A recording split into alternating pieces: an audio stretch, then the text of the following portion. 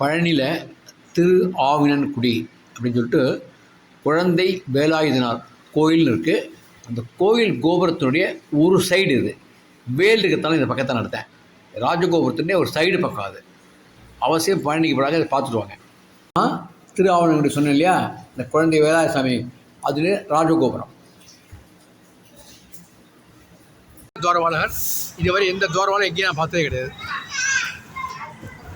இந்த கோயிலையும் பார்க்க முடியாத துவாரபாலகர். இது திரு ஆவினன்குடி குழந்தை வேலாயுதசாமி. இது ஒரு பக்கம் முருகனை பாருங்க. திரு ஆவினன்குடி கோயிலில் முருகன் குடியில் தான் நக்கீரர் இருக்குன்னு ஒரு ஸ்தலம் இருக்குது. நான் பார்க்குறேன் சிலை இருக்கிறது நக்கீரர்.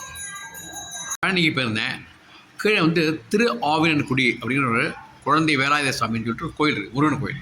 நக்கீரர் பாடியிருக்கார், அருணார் பாடியிருக்கார். ரொம்ப சிறந்த ஸ்தலம்னு சொல்கிறாங்க. அதில் உட்காந்துட்டு தான் போகர் வந்து பழனிக்கு ஒரு முருகன் சிலை இருக்கு இல்லையா, அந்த பாஷாணத்தை உருவாக்கி நவபாஷாணத்தை பண்ணு இல்லையா, அதை வந்து உருவாக்கி அங்கே வைக்கிறதுக்கு காரணமாக இருந்த இடம் அப்படின்னு ஆய்வு சொல்கிறார் அவர். இங்கே கோயிலில் வேலை பார்த்த ஒரு சிப்பந்தி எந்த அளவுக்கு உண்மைன்னு தெரியாது. அவசியம் பழனி சென்றால் திரு ஆவினன்குடியையும் பார்த்துவிட்டு மேலே செல்லுங்கள். கோபுரத்திற்கு பழனி முருகனை பாருங்கள். ஓகே, பாய்.